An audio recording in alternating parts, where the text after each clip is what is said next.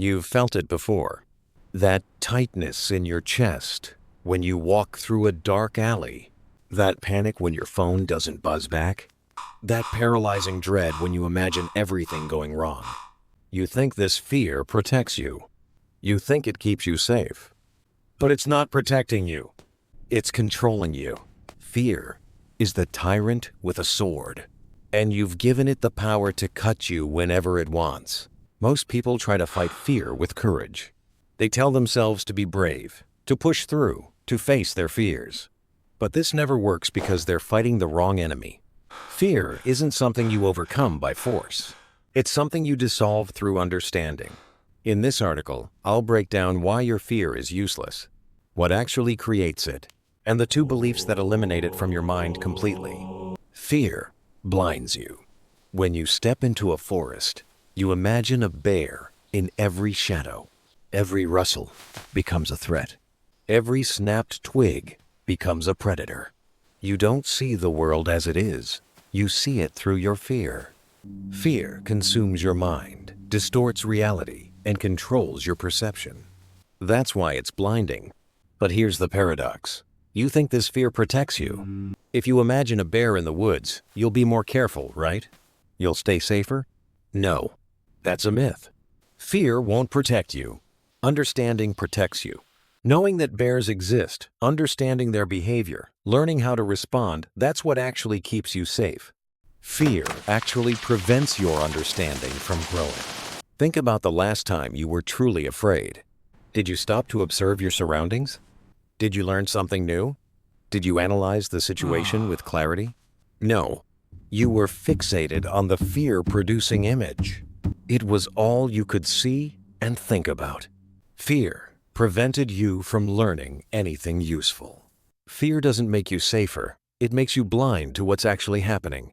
To eliminate fear, you have to pull it out by the root. So where does fear come from? Fear is produced by thought. The thought of a bear attacking you. The thought of losing your money. The thought of a loved one dying. These thoughts create an image of future pain. And that image produces fear. But where do these thoughts come from? All thoughts arise from desire. Specifically, the desire to protect yourself from pain, physical or psychological. Think about it. If you want to keep yourself secure, you'll begin to imagine all the ways that security can be threatened. What if someone crashes into me while driving? What if your house catches fire while you're sleeping? What if everyone makes fun of you? What if there's a snake in the grass? All of these images create fear in your mind. The more you desire security, the more you'll imagine threats, and the more fear you'll experience. The desire to be safe is what makes you afraid. But here's where it gets interesting. The desire to protect yourself from pain is completely reasonable, right? What could be wrong with wanting to stay safe? Let's examine this belief more closely. Can you actually protect yourself from pain? A tornado can destroy your home tomorrow. You can't control that. A car could swerve off the road and hit you. You can't control that. Someone else could get you sick. You can't control that. Protection from pain doesn't lie in your hands. It lies in the hands of fate. Now, this sounds ridiculous. You're probably thinking, are you saying I should just leave my security in the hands of fate? Should I cross the road blindfolded? Should I lie in bed and do nothing? You're misunderstanding me. You don't really have a choice. You could build a super secure underground bunker, and a supernova can still take the Earth out. You can isolate yourself from the world, but you'll still feel the pain of alienation, isolation, and loneliness. You can cross the road blindfolded if you want, but you'll probably get hit by a car. I'm not saying you should do anything. I'm saying whatever you do, fate will have the final word. Fate will decide the consequences of your actions. You can control your actions, but you cannot control the outcomes. You cannot control what happens to you. You can only control how you respond. Once you accept that your security ultimately lies in the hands of fate, something interesting happens. You might feel afraid of fate itself. What if fate decides to give you pain? So let's understand what fate actually is. When you throw a ball in the air, it's the fate of that ball to come back down. When a plane acts in accordance with aerodynamic laws, it's the fate of that plane to fly. When water reaches a certain temperature, it's the fate of that water to evaporate. Fate is not some mystical entity that's out to get you. Fate is the natural order of cause and effect. It's the merchant or accountant we all trade with. There's a contract by which fate trades. And the best we can do is try to understand that contract. By learning the terms of that contract, understanding how the world works, how cause and effect operate, you can lessen the pain you receive from fate over time. But you cannot eliminate it completely. You still have one final fear. The fear that fate will give you pain. To eliminate this fear, two things must be true. First, the pain fate gives you is necessary. If the pain fate gives you were unnecessary, if you could have avoided it, if it served no purpose, if it taught you nothing, you would resent fate. You would resent the world. And you would be more afraid, because fate could give you unnecessary pain at any time. But if the pain is necessary, if it's required for growth, if it teaches you something essential, if it's part of a larger purpose, then fear disappears. Because necessary pain isn't something to fear. It's something to accept, learn from, and move beyond.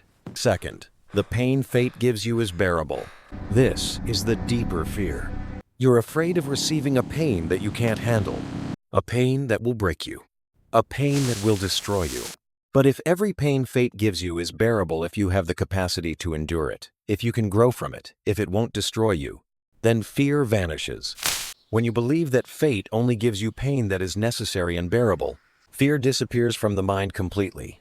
The wise person is beyond fear and therefore truly free.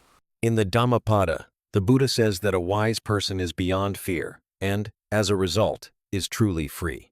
I used to think this was some mystical state attainable only by enlightened monks. But now I understand it differently. Fear is a barrier that prevents the mind from learning. The source of fear is our desire to protect ourselves from pain. But we can't protect ourselves from pain. Our protection lies in the hands of fate. Fate trades by a contract, and we can learn this contract to lessen the pain we receive.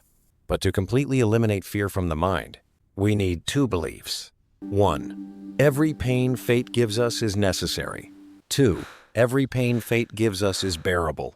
When these two beliefs take root in your mind, fear vanishes. And only when fear vanishes are you able to be free, uncontrolled by anyone, uncontrolled by anything. As long as fear exists in your mind, there's always a tyrant with a sword trying to control you. But when fear is gone, there's nothing left to control you. True freedom is not the absence of pain, it's the absence of fear. This is just my understanding, not advice. But if you're tired of living in fear, if you're exhausted from constantly worrying about what might go wrong, if you want to experience what it means to be truly free, start by examining your beliefs. Ask yourself, do I believe the pain I experience is necessary? Do I believe it's bearable? Your answer to these questions determines whether you live as a prisoner of fear or as a truly free human being. As always, this is just my perspective, and I'd love to hear yours in the comments. You might be wondering, why bother with all this?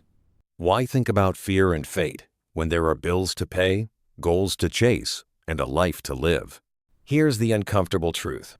As long as you're controlled by fear, you're not truly living your own life. You're living a reactive life, constantly dancing to the tune of imagined threats and future scenarios that may never happen. Think about the opportunities you've missed because you were afraid. Think about the relationships you didn't pursue because you feared rejection. Think about the risks you didn't take because you feared failure. The cost of fear isn't just psychological. It's the actual life you didn't live. The heaviest chains are the ones you forge yourself. When you feel fear arising, pause and ask yourself two questions. 1. Is the pain I'm imagining necessary for my growth? 2.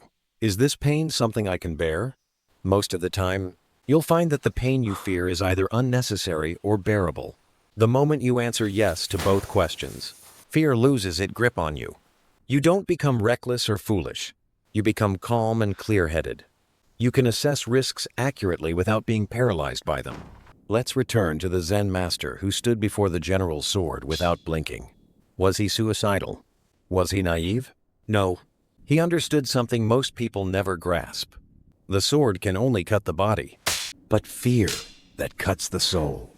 And while the body can heal, the soul imprisoned by fear may never truly recover.